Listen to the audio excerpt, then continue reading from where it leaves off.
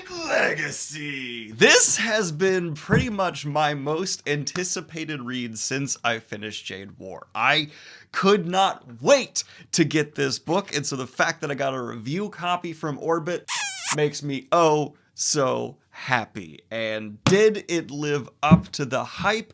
Is it worth the wait? Not that Fonda actually made people wait that long at all. Unlike a lot of modern fantasy authors, she was able to get this trilogy done in pretty quick fashion. Fantastic and good on ya. Let's go ahead and talk about that now. For those of you who don't know, the Greenbone saga is essentially following clan warfare. We are seeing generational level of beef be inherited by our cast of characters, and as this trilogy moves on, we are seeing them try and improve from what was done before and fall into many of the pitfalls we've seen from their obvious history what the previous generations fell into. This is an extremely flawed cast of characters. They are intelligent, but they are also bullheaded, and some of them are wise, some of them not. But as they are leading the No Peak clan against their rival, the Mountain clan, it gets more and more complicated, as not only do they try and solve problems, but have additional influences introduced. I really feel like this saga, even more so with this last book, is like watching multiple chess games unfurl out in one board, everyone striking out at someone else, vying for power, and often centrally to their movements, control of the Jade. And there's this wonderful balance throughout the trilogy of just trying to figure out, is the motivation emotional, financial, power grabbing, because all those factors are just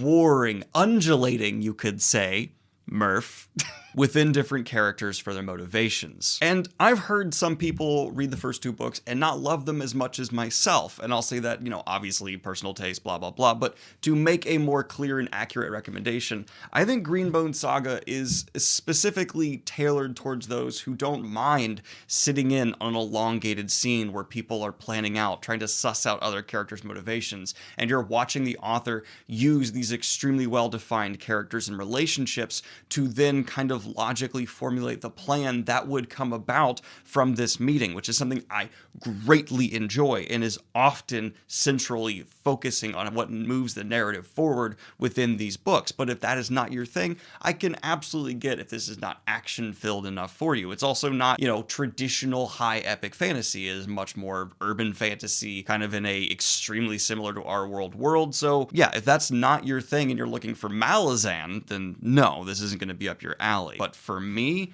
Jade Legacy, it did pretty much exactly what this trilogy needed, and I was very conflicted on how thematically one book could tie up what both Jade City and Jade War did, but Jade Legacy did it just...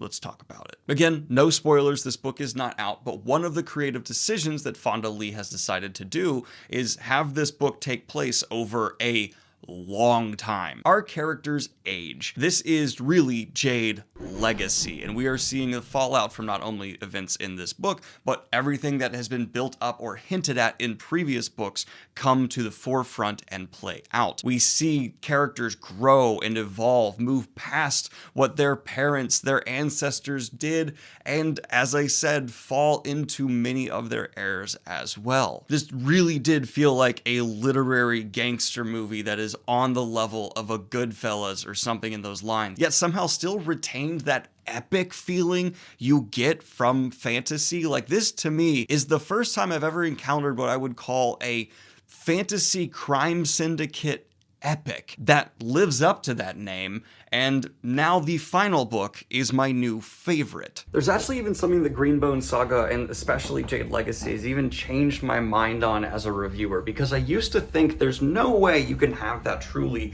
epic fantasy feeling while still remaining very close to the characters narratively, and I mean just like really feeling their emotions. You have to take that time to step back and make it more about the world and other like giant moving things, yet Fonda has managed to weave in elements like that while remaining oh so close to the character.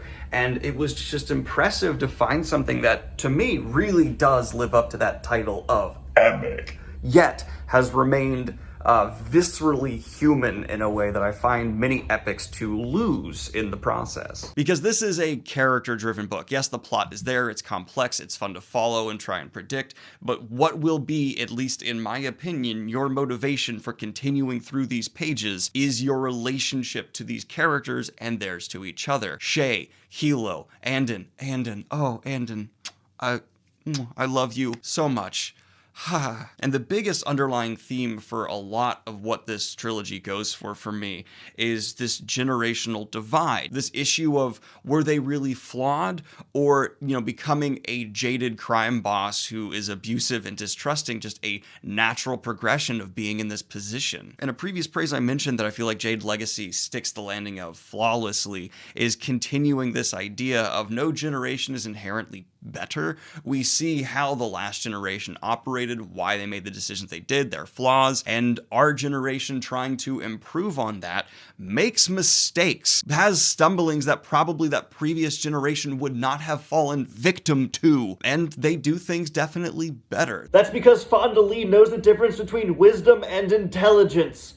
I just wanted to make this shot visually interesting for you. There are factions at play more advocating for seeking peace, but we're also seeing corporate greed coming to a larger degree of a problem than any previous generation had to deal with. So now this younger cast really has to try and find a new way to deal with stuff, as foreign influence in affairs is becoming oh so dominant and could possibly upset the incredibly delicate balance that is here. I will say one area that I did feel the ball was dropped a little, and this is going to be something that some people say is just not the intent of the series, so it's okay, but I would have liked some more, is thorough world building, which maybe even could have detracted from the character stuff I was praising before, but I still just don't have the best grasp of the actual environment the story takes place in. I get the factions. The factions at play are super well defined, but even as the trilogy concluded, I just didn't feel as immersed in the world as a Mistborn or Farseer, or even something on the like of the Locked Tomb. I didn't get as placed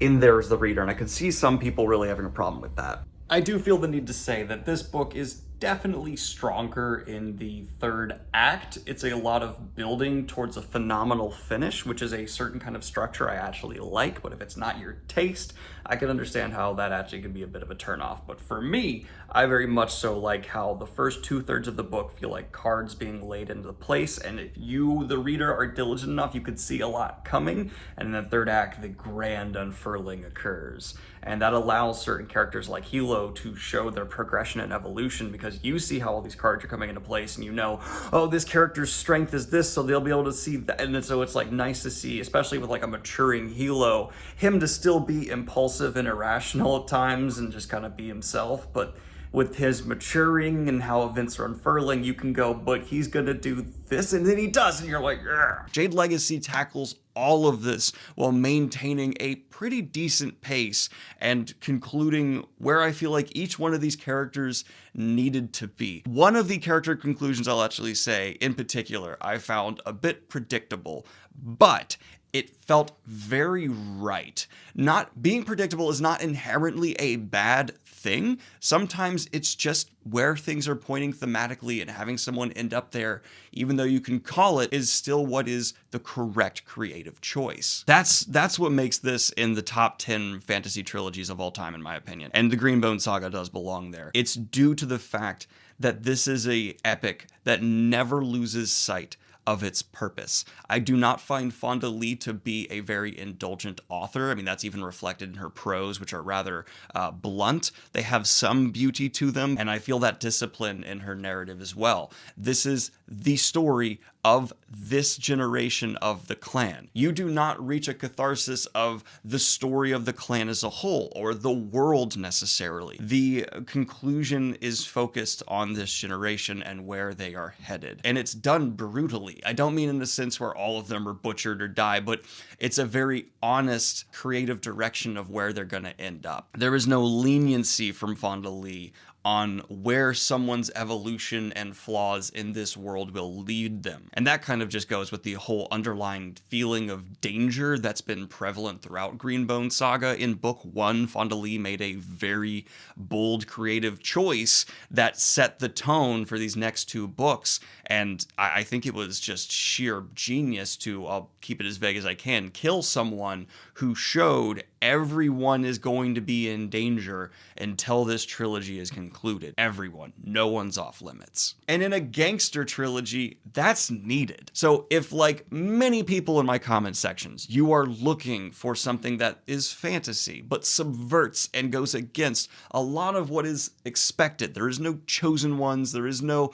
big dark lords. There's crime syndicates, governments, power grabbing, greed, flawed individuals, essentially Yakuza, Jade Legacy, the Greenbone Saga as a whole is the best version of that I have ever seen. It is one of the greatest fantasy trilogies I've ever read, in my opinion. I found the creative decisions, like having it span this huge amount of time and having the characters end up where they're going to end up, and not trying to do the very popular thing where you're just subverting all expectations left and right, but instead carrying thematically where it all needs to go. It's just beautiful. And there's going to be people, I'm fully aware, who do not love the pacing because it's a bit slower and it does that kind of, we need to sit and plan, and there's a lot of that like, oh, here's what's actually happening kind of, okay, subversion, which does bug some people, but I like, and it's always intelligently done here. But to me, from an artistic lens of what was set out to be accomplished by the author, Fonda Lee is a master of her craft. And this will be a trilogy on her resume that will essentially give her placement rights among the greats of modern fantasy. And that's my thoughts on Jade Legacy. You can go ahead and pre-order the book in the links down below. Once this book is out, I will be doing a spoiler-filled deep dive into it, I hope, if the audience is interested enough in that. And of course, like and subscribe if you have not already, and hit the Patreon if you want to support what I do here. Have a good one, y'all. Peace.